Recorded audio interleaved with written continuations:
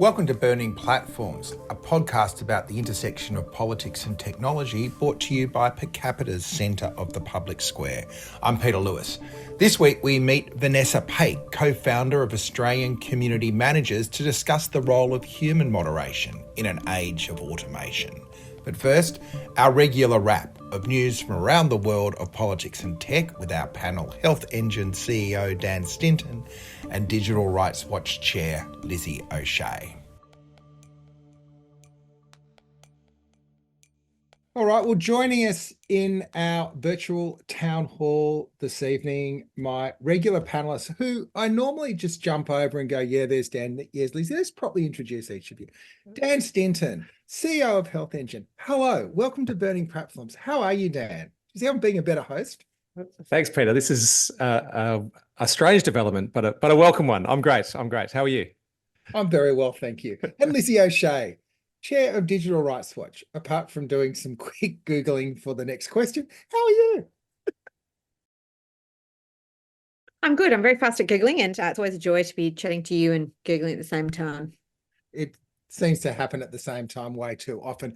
And Venessa Paech, who is our special guest, one of the world's leading specialists in community management, and we've invited her in to help moderate our conversation this evening, and we'll be deep into what is a really important part of the online infrastructure that most people don't spend a moment thinking about in the deep dive in the second half hour. But let's get into some of the big news globally around tech and platforms that have come across our desk, and a special thanks always to Amy Denmead, who is our human aggregator of all the most interesting things on the web. I'm going to kick off with the question, was Google's Incognito always just a ruse? So there was sometimes Google seems like it's the grown-up digital platform until you look under the bonnet. And I normally, when I'm not using DuckDuckGo, which is my default, but then when you realize that nothing's coming up in the search, you move to Google, you switch it to Incognito, and you get that little avatar that looks like an undercover agent. And I always thought that was about keeping secrets for yourself, but in fact, the avatar is also spying on you. And this week, on April Fool's Day, no less, Google has agreed to destroy billions of browsing records after a long lawsuit in the States, in California. Where else? Under the settlement, Google will update its disclosures about what it collects in private browsing. It will also let Incognito users block third-party cookies for 5 years. So there's no settlement as such. I think there was a seek for damages as high as $7 billion. I think there's still an opening to sue for individual damages. But it seems like an interesting case in that I suspect that all the fine print people have clicked onto when they've signed up, and it's just more that Google has been putting forward something that is offering privacy that wasn't actually anything of the sort. So let's bring in our resident class action lawyer. What do we know about this case, and why do you reckon Google settled before a final judgment, Lizzie? This is a really interesting case, in my opinion, because in part what you were talking about is interesting. It's a promise of privacy. But in fact, when you put on incognito mode, there's an argument that what you end up doing in incognito mode is in fact more revealing of your personal habits than what you might do not in incognito mode. So you've got some weird fungus on your toe, or like it's an inducement to go down the dark corridors of your soul. Yeah, or you're, I don't know. You're putting on the dark glasses and the hat. That's right, exactly. You're no longer yourself, so you can be more liberated in your desires, as expressed through a search, a search query. I don't know what that looks like, but I think that's an interesting point, because it means that this information is incredibly valuable. And the argument in this class action was that It's worth upwards of 5 billion or similar. And so, the Californian data protection regime is very good in relative terms. It's better than Australia, for example. So that's why the case there, right? Exactly. You have an entitlement to certain kinds of things, including the right to ask for data to be deleted, which they've agreed to do, for example. And, of course, Google claims that this was all just technical data and it was kept so that they could assist with allowing people to use their website or their browser without the difficulty and remembering certain things about users to ease the process of using Chrome. But that doesn't really wash when the whole purpose of going incognito is to be more private. So, that's Google's claim. They said that they'll delete that information. The other thing, of course, about the California regime that we don't have in Australia, for example, is the entitlement to penalties. And I think this is like a classic case, to be honest, where penalties would be appropriate. And in California, there's an amount, like an upwards amount of towards $750 per person, I think it is, but more if the damage can be substantiated as being greater.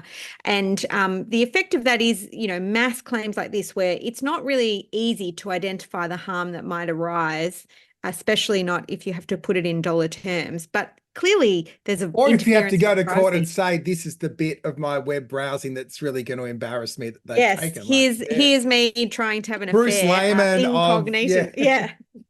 I know it's a very unappealing thing to litigate, not to mention it's difficult to articulate the harm. And so there's a real utility, I think, in having a standardized approach to harm that both allows plaintiffs to get some kind of remedy, even if it's not quite a complete one, but also to act as a deterrent against this kind of behavior, because that's the other flip side of not being able to articulate damage, is that companies then get away with it. So the settlement terms appear to be confidential, but I am kind of curious to know what happened with that provision. But I think it's quite a clear case of why in Australia we need something similar. We need the availability of penalties as well as damages to serve that deterrent motivation and of privacy regulation, and to give people remedies so that they don't have to go to the effort of proving it, even if it's in circumstances that aren't quite as, salubrious. What's the correct term here? Am I using that word wrong? Maybe I mean, I don't know. racy. Yeah. Lascivious.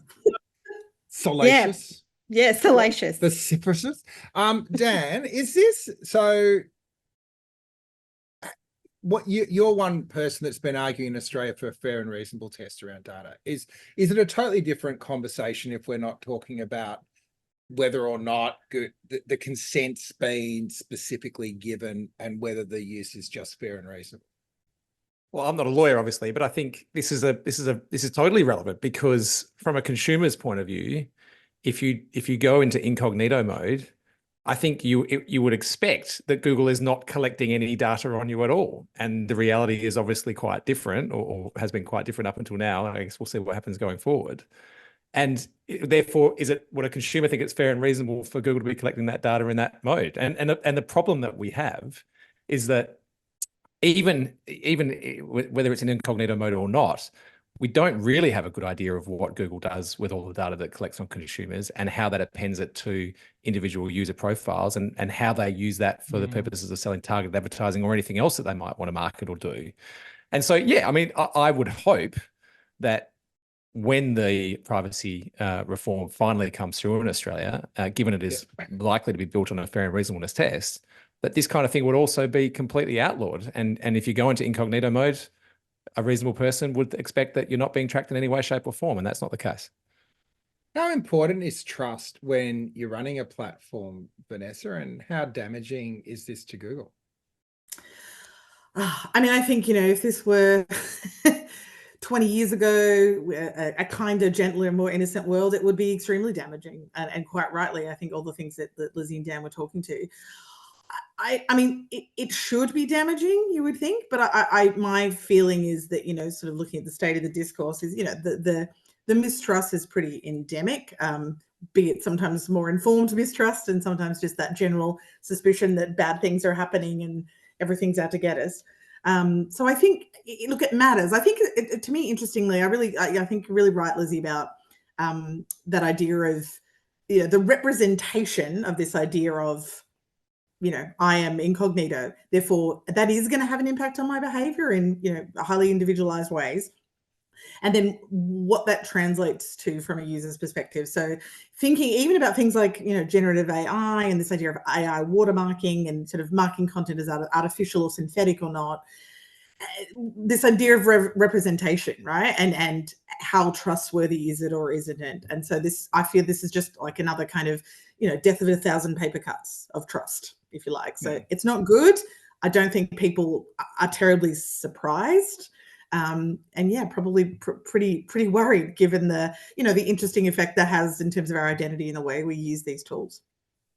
But I'm not sure if trust is going to be impacted though when Google's market share is 92% from a search engine point of view, and from Chrome's point of view, I think it's north of 60% globally. So if you lose trust in God, it's still God, right? Yeah. But it's who's the audience of that trust? That's my question. So maybe that's true for consumers who still rely on Google in part because Google has a policy of, kind of crowding out competitors. But if you have to convince a regulator that you're trustworthy, it's a different matter. If you have to convince a body that approves a merger or an acquisition, this is the kind of evidence that I think would suggest you're not a trustworthy company. So I understand why consumer-facing representations or reputation is not necessarily the touchstone now for these companies in a world in which there are very proactive regulators in Europe as well as, increasingly the United States.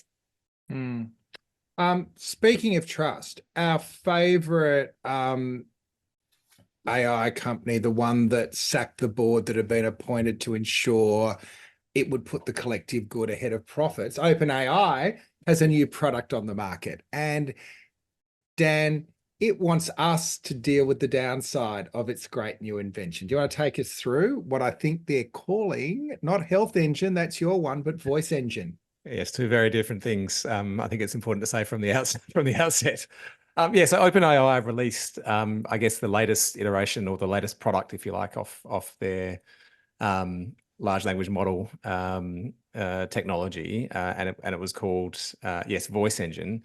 And look, it's remarkable tech. I think that's the first thing to say about it. It can basically, from 15 seconds worth of recorded audio of someone's voice, it can basically create. You can use that to generate any voice anything you want from that particular individual's voice, saying whatever the hell you want. Hopefully, I've explained that probably poorly, but hopefully you get what I mean. Anyway, so OpenAI released this end of last month. There's a whole bunch of demos on their website which are quite remarkable because it enables you to do that basically and feed in sort of 15 seconds worth of voice of someone and effectively you've got a completely new character which you can get them to say whatever you want. Now, interestingly, they are taking what I think is the prudent approach, and they're not actually releasing this product out into the wild because, particularly in an election year, a massive election year around the world, but especially in the United States, thankfully, they are recognizing the risk of this, which is, clearly it would be pretty easy for people to create deep fakes of Biden or Trump or anyone else in the race and use that to manipulate voters. But I would make the point, OpenAI are just one company. And what I think is becoming really apparent is that, yes, it looks like there's going to be 2 or 3 dominant AI companies around the world, OpenAI being one, Google being another, Microsoft being another, whether that's with OpenAI or not. Gee, they sound like the platforms that have spent the last couple of decades harvesting all our personal information. Yes, true. Although there is, I don't know if this is a good or bad thing in this case, there's also a stack of smaller models which are doing a pretty damn good job of keeping pace. And I'm not an expert on the technology, but it does seem that because the nature of machine learning is that one machine can learn everything that another machine has learned so quickly in very simple terms that I'm sure people working in this space would laugh at. But nonetheless, there does seem to be a whole bunch of smaller company with large language models that are not that far behind them. And so the expectation, I think, is that we're going to actually have less responsible companies. I'm not sure if you call OpenAI responsible, but nonetheless, less responsible companies that will be releasing this technology into the wild, including in this year. And so I think in that circumstance, we're probably going to still be flooded with a whole bunch of deepfakes that potentially could influence the US election and other elections around the world. Now, the interesting thing about this, though, or perhaps the slightly depressing thing about this, is that OpenAI have effectively outsourced the problem in a way by finishing To everyone else. to everyone else with the blog post when they publish this, and they have said, and I'm quoting here, specifically, we encourage steps like phasing out voice-based authentication, I should say, as a security measure, exploring policies to protect the use of individual voices in AI, educating the public in understanding the capabilities and limitations of AI technologies, and accelerating the development and adoption of techniques for tracking the origin of an audio-visual content. So, look, we've created the problem, folks, but it's up to you to go and fix it. And we're not going to wash our hands of that, because that might impact on our profits. I mean, it's call me cynical, but it's fairly typical behavior from these Silicon Valley companies. I know you're off the clock, but this looks like another class action waiting to happen, doesn't it, Lizzie? Come on. It's just our potential cases meeting, isn't it? Can someone explain to me what the use case is for this apart from deep fakes? Like, I mean, I can't. For Like, I can understand non-verbal some- people, Something, democratization, something. Sorry, I'm being cynical. I know. Don't be so cynical, Vanessa. We're not a cynical show. Well, I think there is are. that really what OpenAI is doing this for? To assist people who have serious disabilities? I mean, it strikes me as that. I don't think it's hard to be cynical about that, because the other thing is, you don't need someone else's voice. If you're well, you would create your own voice. So they had the three: reading, I guess, reading to your kids, or like reading to someone, or if you can't read, translating, and for non-verbal people. But it seems like a limited amount of benefit for such a large bit of risk, doesn't it? Like, what is the good use case? Yeah. I mean, I also understand why people who are non-verbal may want to have their own voice, or they're losing their voice. Like, there's a beautiful piece in The Guardian, actually, about a woman who donates her voice, in a project. And it's, like, because somebody's had to have their voice box removed, and they talk about that.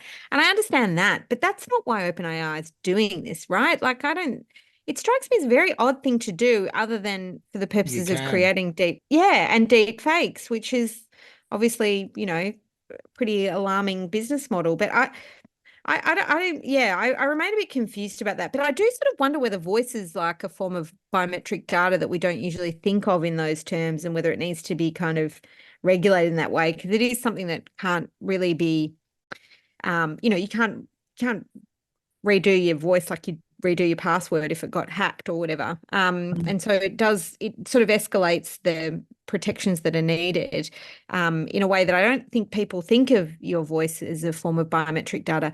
It also strikes me that, we had Michael on last week talking about neurotech, and that in fact, authentication may end up being, I think, then through brainwaves now, rather than even God, voice. you have drunk that Kool-Aid, haven't you? I haven't. I've just been reading about it, and I realized, my God. And this is just an excuse to take more biometric information, because verification becomes harder and harder. And none of the companies that you deal with, whether it's like a real estate agent, a bank, the government, none of these places have offices that you can go in and present yourself to in the way that they used to. Now you have to all do this stuff online, so it requires further and further invasion into your literal physical being to get your neurotech to verify yourself. It does seem like this constant drive to solve problems that could be solved in other ways. That's your take, Vanessa? It's super forensic too. Yeah.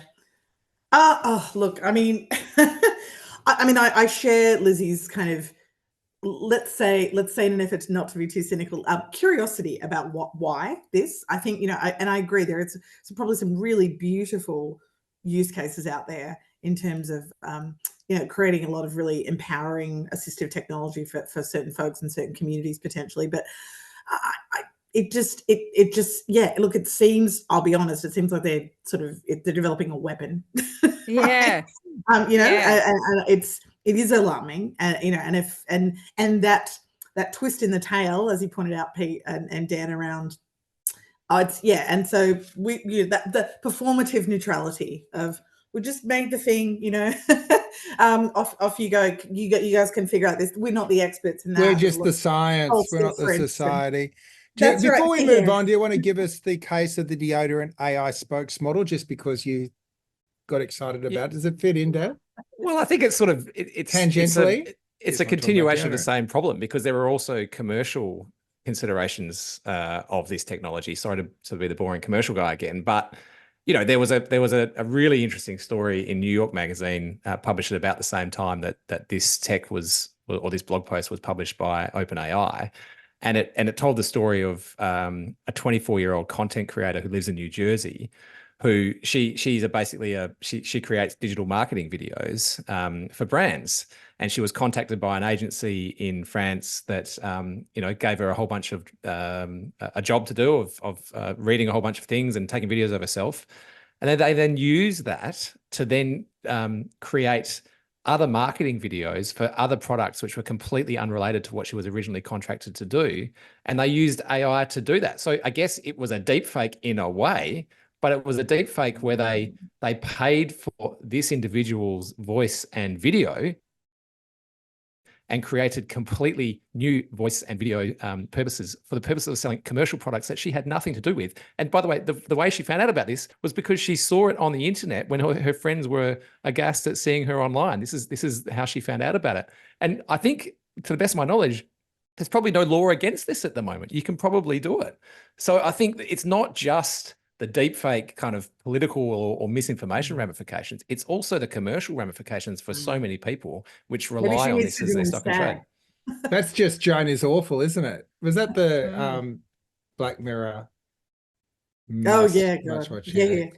Sorry, Dad, I was just saying maybe she needs to join the Screen Actors Guild. No kidding. I mean, yeah, we literally just had a whole, a US summer's worth of conversations about that exact dilemma.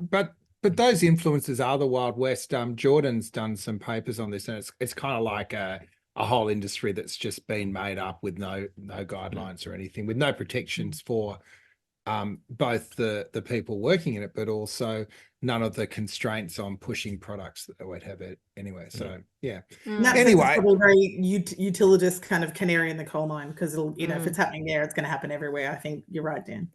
Yeah. Look, let's move, Lizzie, and less levity on this issue, which is the question: are we witnessing AI's first genocide? I know you've been very closely following not just the tragedy unfolding in Gaza, but also the way technology's been deployed. Your friend Anthony Lowenstein's award-winning book, The Palestinian Laboratory, brought a lot of this to light. So do you want to take us through what you've been thinking about as this has been unfolding? Yeah, well, so close followers of this issue, which I think is probably many people actually, will have seen a recent story in 972 Mag, and it was in collaboration with some other media organizations as well, about some of the AI tools that are being used in this war on Gaza by the Israeli army. And in particular, there's one called Lavender, which is essentially a way of using artificial intelligence to generate targets based on information inputs. And, that sounds kind of quite neutral, I suppose, but the consequences have been really, really grave in Gaza. So the idea is of this system, according to reports, that information is put into it that gives rise to targets based on people's seniority or perceived seniority in Hamas. And the kind of data that it appears to be going in includes things like cell phone information, but also social media connections, phone contacts and photos. So, consumer information that that is collected routinely by large numbers of companies in places like Australia as well, is being used as a surveillance tool in places like Gaza to then create a kill list, essentially. And that's pretty alarming because of the way in which that can be wrong. But then, of course, that's obvious to many people who, follow algorithmic decision making. The reality is that the kind of inputs that are being used by the Israeli army are very alarming, like the sense of proportionality, which is a requirement in the rules of war in international humanitarian law, to say that when you take you engage in violence, that it has to be proportionate, and that you have to do what you can to minimize civilian casualties. The inputs that the Israeli army are using appear to be completely different to any other conflict in human history. So large numbers of civilians that are likely to be killed at the same time as a target. are being tolerated. So, whole families being wiped out because somebody may be associated with the target. So the parameters of how this technology is being used is really alarming. And it's arguably nowhere near what would be required in international humanitarian law. And I expect in years to come, we're going to look at this as a very serious departure from norms that are usually practiced in the theatre of war. And I mean, I say usually, in the last, post-World War II period, the last 70 odd years or so, where there's been a bit more coherence or an understanding that there are red lines around certain kinds of ways around which you would conduct a conflict, and that violence is only used in limited circumstances. Civilians are protected, civilian infrastructure is protected, and also that attacks are proportionate. And all these things appear to be going out the window under the justification of using artificial intelligence to generate targets in ways that are much better than human intelligence. And the reality is that that's resulted in huge numbers of women and children killed, often when a target might not even be home. So targeting homes rather than other places during in the conflict. But also, I think it sort of does go to explaining why we've seen such a high rate of death of journalists and humanitarian aid workers. North of 200 aid workers, not just the 7, including one Australian from the World Central Kitchen. And this starts to make a bit more sense when you understand that this might be the system that they're using to create targets, because people who are working in humanitarian aid end up moving around to sites of conflict, to sites of violence to assist with that. Journalists do the same thing. So these people end up on looking at their data points a lot like a target. And it's so easy to get on that kill list, it seems, from the reporting, that you can understand how they may be becoming targets themselves, and the tolerance for error has been very high among the Israeli forces. So, this is not new, I should say. This kind of programs have been reported in the past, and there's one that was called Skynet, which I think if it's from Terminator, I don't know. I've never actually seen Terminator, dare I say it, but in the US, that was used in Pakistan. It was leaked by Edward Snowden, and there's a really famous example of this program from Snowden documents where they were using it, this kind of data, same thing, to work out who might be tribal leaders in Pakistan, and that was for the purposes of conducting drone attacks.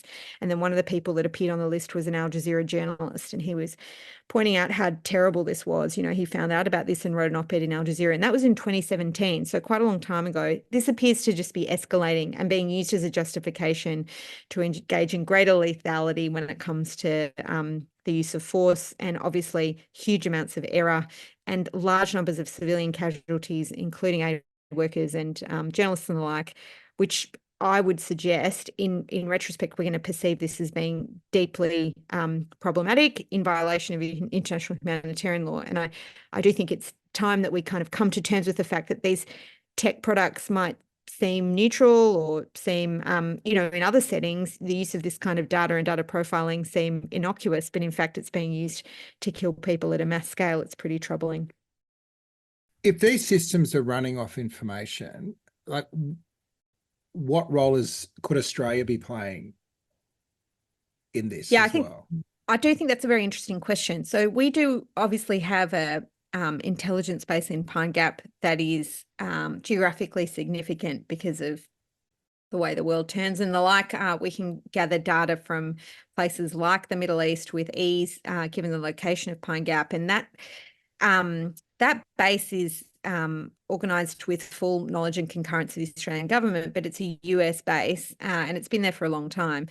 We know that the US shares information with Israel, and it's been reported as well that they shared things like locations of hospitals so that they wouldn't be attacked, or sites of aid delivery and the like, which many of these sites ended up still being attacked. And so you do wonder whether we've got obligations generally as a signatory to the Genocide Convention to do what we can to prevent a genocide occurring. And I do wonder whether at some point that intelligence sharing regime will come into that, into question in that context, because it's not just about delivery of arms. It's clearly now that warfare is conducted using intelligence for these kinds of purposes, and that this is a form of weaponry of sorts, and that if we're contributing to that, I think it's very dangerous, and it comes close to, or there's an argument that's in violation of our obligations under the Genocide Convention. Anyone else want to weigh in?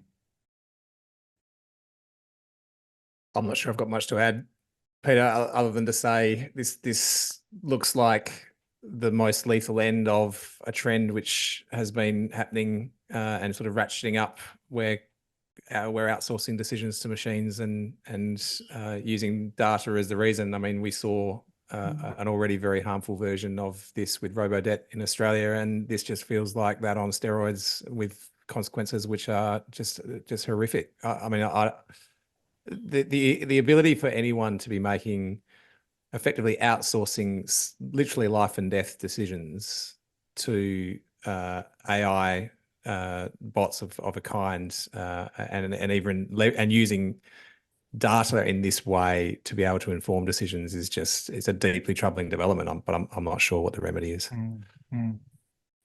On that note, maybe it's time for us to talk about moderation. Now, Venessa Paech, who's our special guest, is one of the doyens globally in community management. She sent through her CV, and she's worked across a bunch of businesses that have been serious about building community: Lonely Planet, realestate.com.au, Envato, Australia Post, where she's consulted on all things community, from startups to government. She co-founded the Australian Community Managers, which is a centre of excellence for online community management and training. And she's about to host the All Things in Moderation virtual conference, which is like the biggest thing in moderators' diaries globally, with technologists, regulators and researchers, and maybe some of us as well. So welcome. Let's start on that theme of moderation. So much of what makes the internet work is anathema to moderation. It's excess and noise and division. So why did you choose to moderate? So, and thank you for the lovely intro. I will absolutely take the word doyen. So I think this is really interesting. So look, I'll not to add to the resume, but I want to say this for a reason. So I've been doing this stuff for a long time. So I've been kind of in and about communities of varying kinds, moderating them, community managing them, and those are different things. We'll maybe talk a little bit about that. But and as a user in these spaces, since the late 80s, early 90s. So not their full life, but a good long amount of it. So I've got a bit of a longitudinal view of this stuff. And, and then as I've gone into scholarship around this and research as well, in particular looking kind of the history of these spaces and the kind of the cultural history of online community management, we've always moderated these spaces. That's not really news to any of you, I know. But I think we do, you're right. We particularly when we think about internet histories and the way we landed where we've landed, so much of it is about these liberating structures and kind of, the sort of neoliberal politics and the California ideology and all these sort of things, these impulses that are about less regulation, not more, throwing off the handrails, democratizing impulses, etc.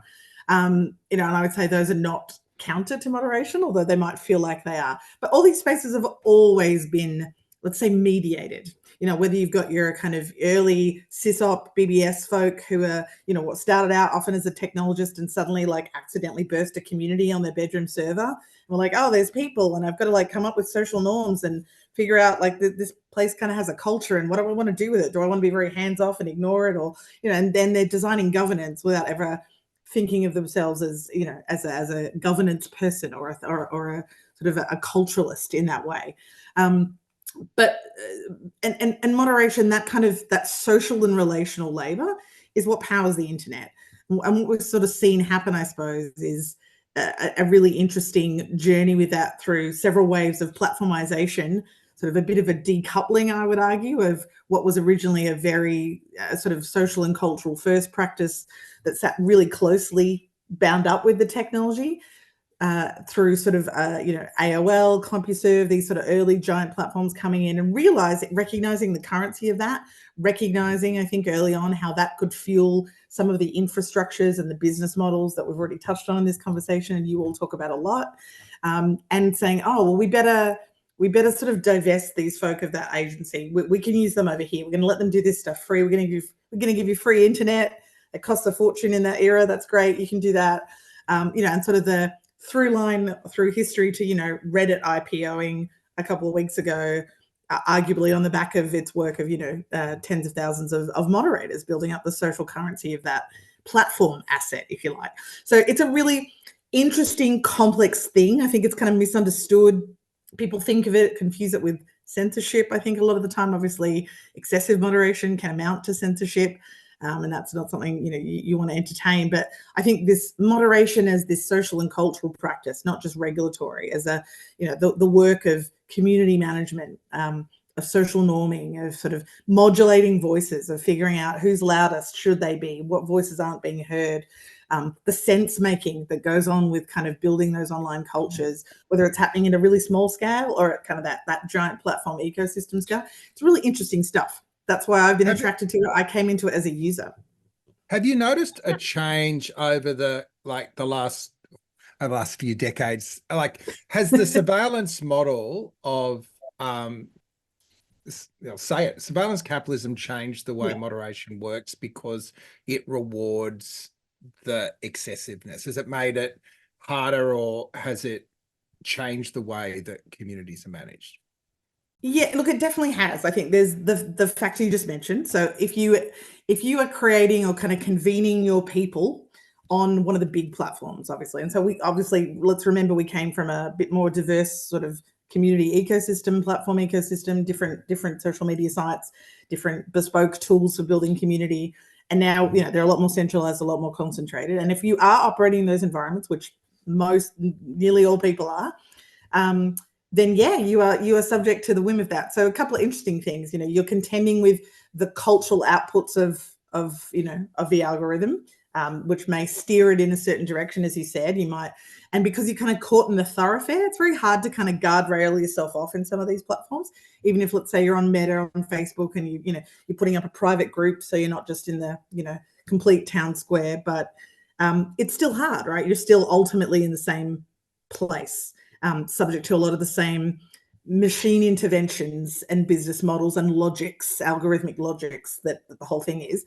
The other thing I would say is just the algorithmic literacy, I reckon, of a lot of these sort of community managers, even volunteers who are not doing this professionally. Now, community management's a pretty well-established profession. It's actually quite highly paid, especially here in Australia.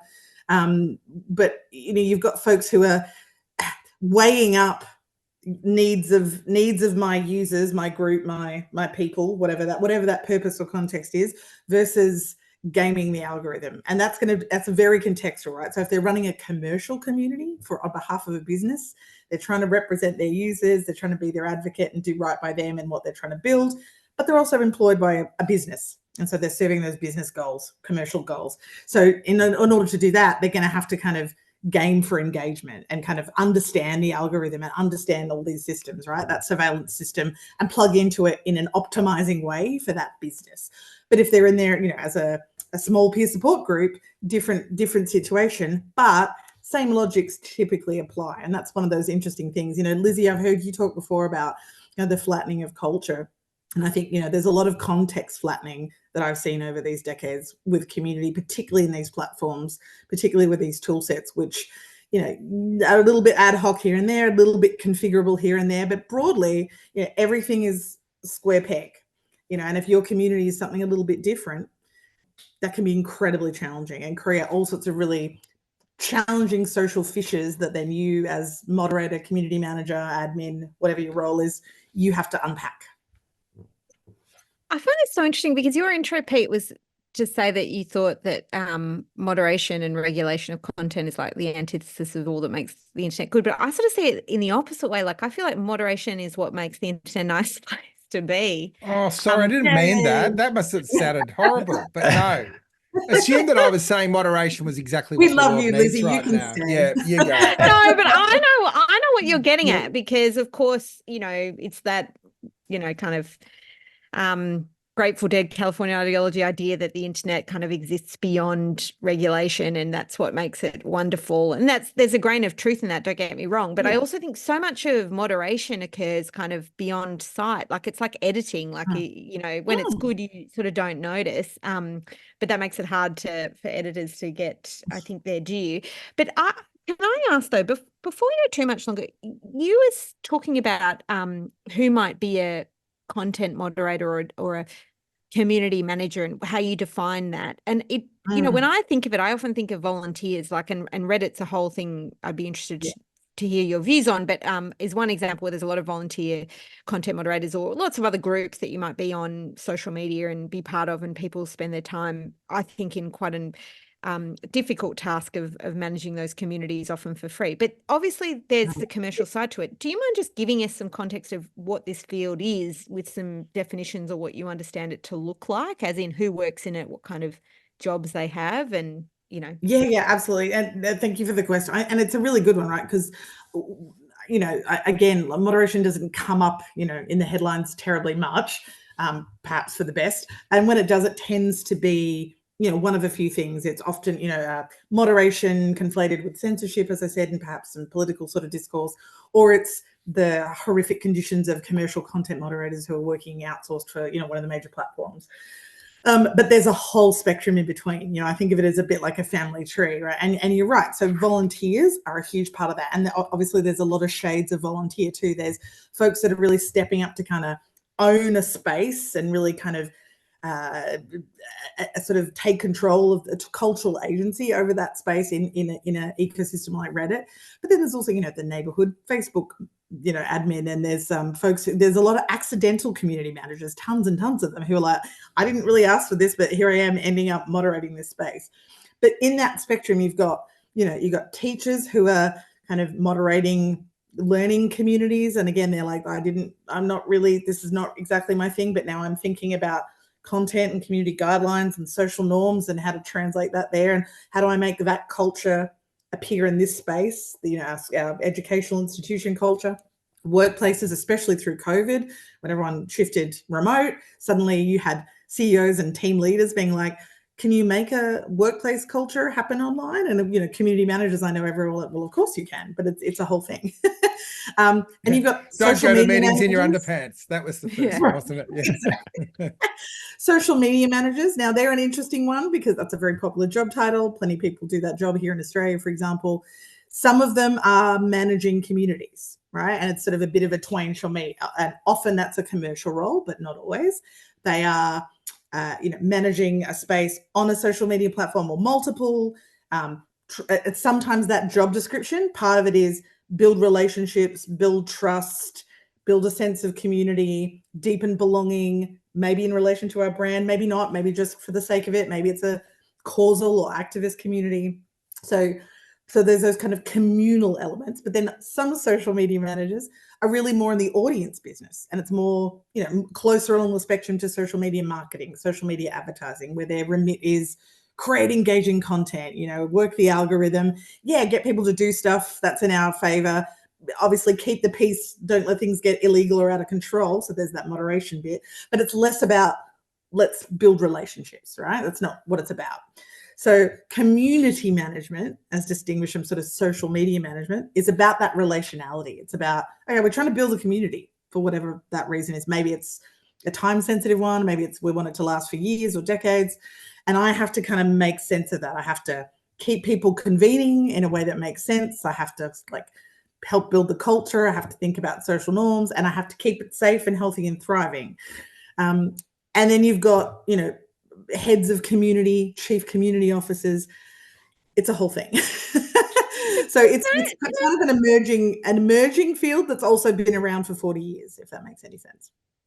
Can I ask, I'll let Dan get a word in a sec, but you mentioned censorship there, and that is one thing I'm kind of curious about, how that is managed. There have been reports that, for example, in relation to the rollout of vaccines, that there was collaboration with the State Department of the US around minimizing vaccine injuries and stuff like that. Like, that there's content moderation ends up being also, something that states have an interest in, which I think is understandable for a variety of reasons. I'm pro-regulation, for obvious reasons. But I do wonder how you balance that with things like censorship or allowing these communities to become places where certain viewpoints are put somewhat covertly. And I see that as a pretty wicked problem. Like, I don't know that there's an easy answer, but I'm curious to know whether you think there's a growing cohort of principles around that, or that there's a sense of coherence or agreed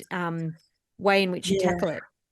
That's such an excellent question. And I think, so you're right. And something you pointed out then, which I should have made clear, that's probably the difference, when we think of moderation, content moderation versus, I suppose, social cultural moderation, right? Obviously still involving content, but this is a definition that's internally applied in kind of the moderator, community manager community to distinguish between, okay, my job is to assess a piece of content, often out of context, perhaps for a major platform, or just in a queue of things. And I'm not thinking about, I know that person's had a bad week, their relationship to that person is X, etc. I don't have that deeper view.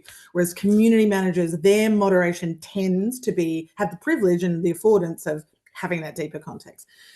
So they are all navigating this pressure to have a higher degree of regulatory literacy, particularly someone like Australia. And what's very interesting is being in this space, being part of a global community of practitioners that do this work, talking with my counterpart, sort of I look after sort of our peak body for these folk here in Australia. I talk a lot with my North American colleagues, my European colleagues. I've just connected, I was in Italy and I connected with the person who runs the Netherlands Community Management Organization and the German Community Management Organization. They're all over the world. And we talk about, different regulatory regimes and how they're impacting our work in different ways.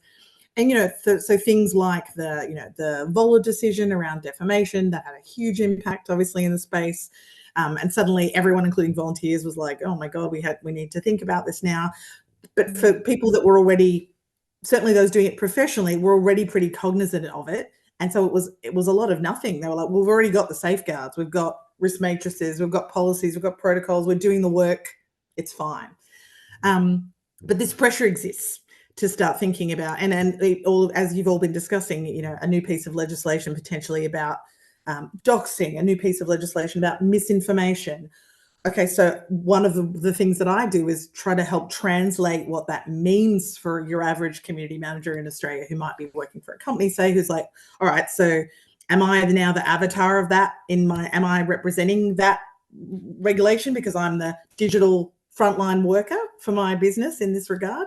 And what does that mean? Do we need to update our guidelines? Do I need to be proactively looking out for this? And it is a wicked problem. So there are definitely best practices, standards, some really good dialogue and, I suppose, documentation and shared assets in the professional space building up around this that are creating a degree of coherence and a great degree of shared approach, but that also allows really critically the shifting for context. So, someone looking after a mental health online community, highly regulated industry, they're already really guard up in terms of their moderation approaches. They're often working with clinicians perhaps as well, for example, versus someone who's working for a media company. And I talk extensively with all the people doing this work in Australia, and that it is on their minds a lot, right? It is how to thread that needle of how do we balance, kind of this sense of what is the culture of our space? And they also don't want to be the ones to, I suppose, enforce that top down. They know that's not their job. They're like, well, it's co-constituted, right? And the people that are here, that we've often invited here for whatever reason. Vanessa, can I interrupt? You just touched on sorry. something with regards to the media, which I witnessed when I was at the Guardian as well, and that was the problem of moderation in regards to scale.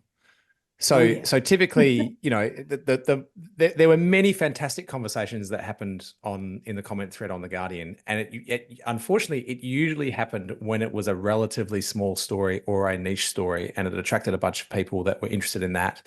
And, you know, you get the occasional dickhead, but on the whole, our moderators were Yeah. able to facilitate It a was pretty civil. good conversation.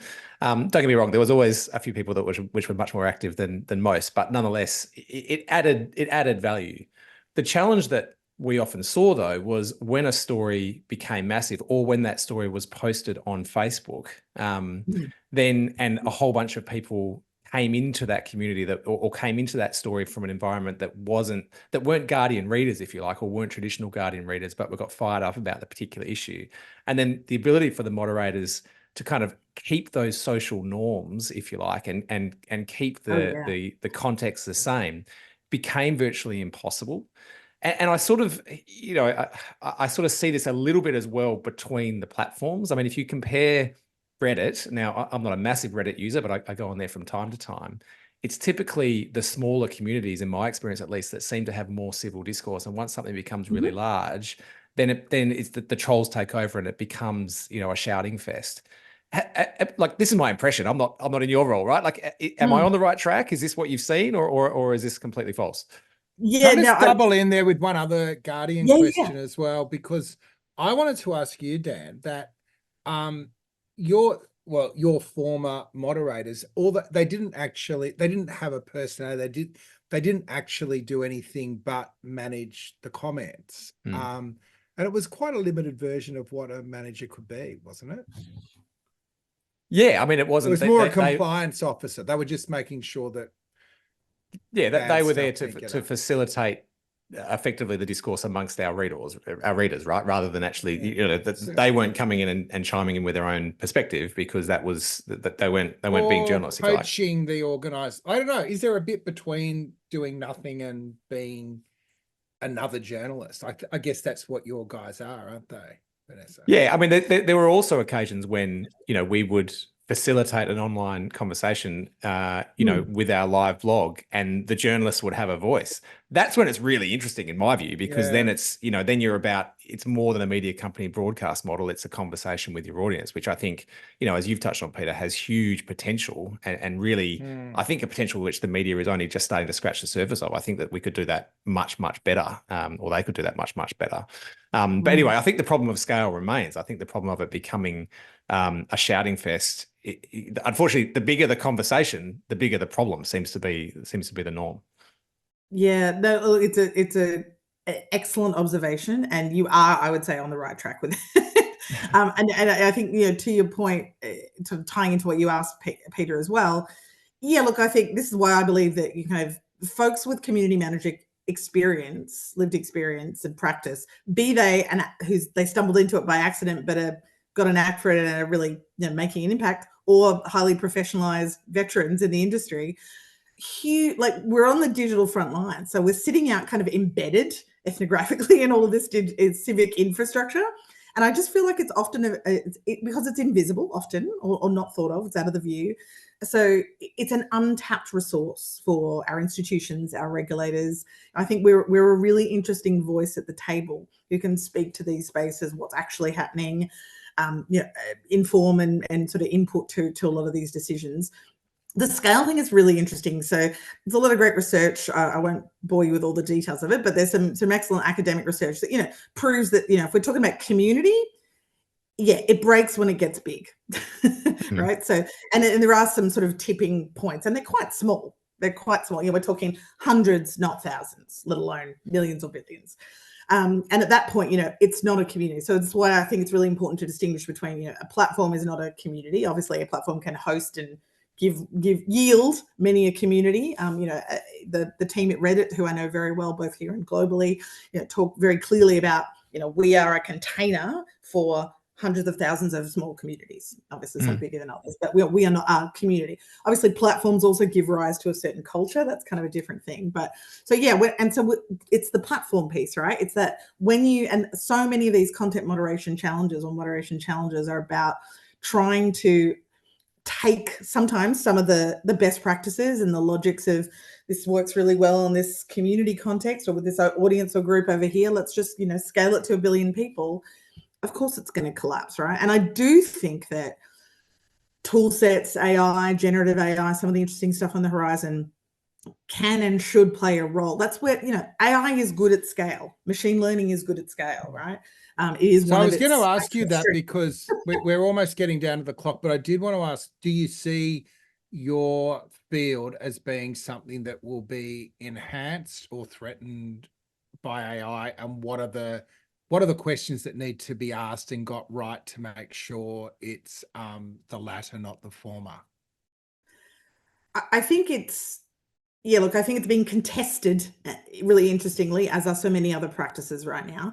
I do think there's an immediate assumption, and I hear all the time, especially from technologists who aren't talking to enough moderators or enough sort of culture first folk, who think that, yeah, it's really easy to usurp, like it's going to solve all the problems. Has a big role to play. I've used this analogy a lot. You know, I think it's kind of the Tony Stark Iron Man model of like, you know, like we build the great set of tools and we put it on and it's the two of us together that have the most superpower. I do think it's kind of like the team player model. I don't think you can eliminate humans from the art of moderation, particularly not at scale. Nor would you want AI to. is I mean, that just sounds like a notoriously- hellscape. Right, it does, right? It's like, Do we really want the computers moderating the conversation? I mean, that feels Right. dystopian in I've a talked to a scary few way. community managers now who are like, yeah, look, they're you know, they're getting pretty dissuaded in large enterprises where they're like, you know, they want to be got onboarding bots and this bot and that bot and that bot, and they're like, honestly, it feels like it's just I'm just like moderating a bunch of bots. Like, why am I even here? Is there a human even in the room anymore? So I think that the role to play, Pete, for sure. I do, but I think where the problems come though is when, you know, as always, when this stuff is misapplied, you know, when it does that context flattening, when you go, oh, let's take a commercial algorithm with some sort of logics about surveillance capitalism and try to apply it to a peer support forum where people are sort of helping each other out or looking for, I don't know, looking for things in the wake of a bushfire or, you know, context where it's just like, it just doesn't apply. What's interesting to me is some of the stuff that's starting to bubble up around more bespoke language models, more kind of, you know, DIY, like, can I configure if I understand my people and my purpose and have a good sense of community management practices, is there like a tech stack or some set of tools where I can design tool sets that are going to actually do these sorts of things, or, you know, using AI tool sets and features in a way that works for my people and my context. And then maybe, I don't know, maybe I have some control and ownership over that. And so I can go, hey, I built this amazing thing, or I helped tool this amazing thing for this, you know, this sort of social enterprise community. Other social enterprise communities, maybe you want a piece of that, right? I think that's really interesting because I think of community managers as context coaches more than. Of course, Lizzie's argued that these roles should be elected and paid by the public, haven't you, for community moderators? I think there's certainly a role for it. Like, you know, the way you're talking, Vanessa, it's sort of these skills that community managers have, like they do sort of seem essential skills for sort of everybody to have or at least know about in the 21st century. It's like a form of digital literacy, like both to understand how spaces are moderated, whether you like it or not, and also articulate what you want the space to look like. It sort of feels like civics for the digital age. And I mean, I do think in that context, we should think about like how we can prioritize, elevate, reward, but also create the right incentives for people doing this work so that it's more transparent and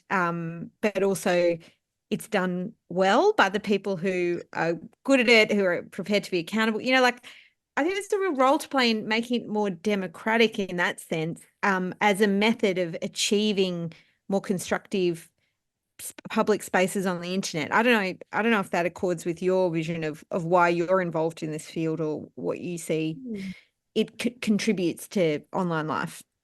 I think it really does. I mean, I think I love that you brought it. I invoked civics. I think that's exactly what it is to me. I think I've long said that it's kind of like I see this stuff as a core 21st century literacy.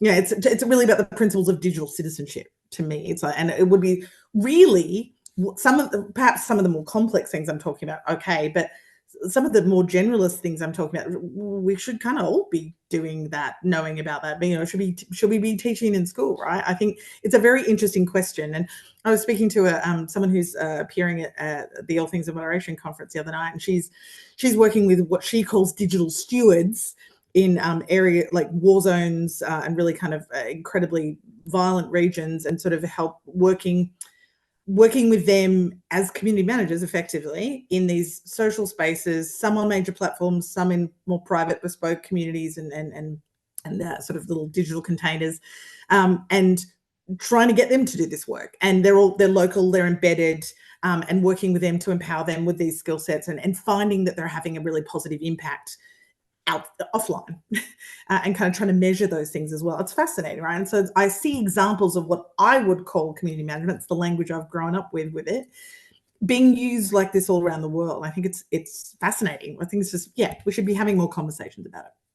We're probably at the hour. That was a fantastic discussion. Do you just let people, anyone that's listening that wants to register for your conference, just give us the short rundown of what it is and when, and we'll put it in the show notes as well.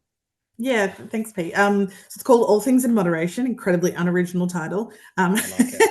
It's on the 16th and 17th of May. I have cool t-shirts. I'll make sure I send you guys some. 16th and 17th of May this year, online, because we want to keep it really equitable. For example, we've got Kenyan content moderators who were involved in the Sama lawsuit, Lizzie. They're sort of having a roundtable discussion about their work and how they see themselves as soldiers of the internet. It's really interesting. Through to things like workshops in trauma-informed moderation. So there's some really fascinating stuff. We've got regulatory literacy on the agenda. We're talking to media companies, Dan, about lessons that we've learned from moderating the voice referendum in Australia, or maybe haven't learned, things like that. So so you can go to, it's full on. So easiest way, go to allthingsinmoderation.org. And you'll find all about the conference, link to buy tickets, link to all the sessions that are online. We've also kept it really affordable and cheap for everyone because, we need to. I'll be there. We want everyone to be there. And everything's on demand too. So, we're busy. If you can't make stuff live, come along, watch on the rewind. Yeah, like I say, I'll be there with bells on. Hey, we better wind it up. Thanks. That's a fantastic discussion. Look after yourselves, Dan, Lizzie, Venessa. I'm sure we'll have you back again too, Venessa. That was a great discussion. Thanks, guys. Let's just talk again in a fortnight. Cheers. Thanks, folks.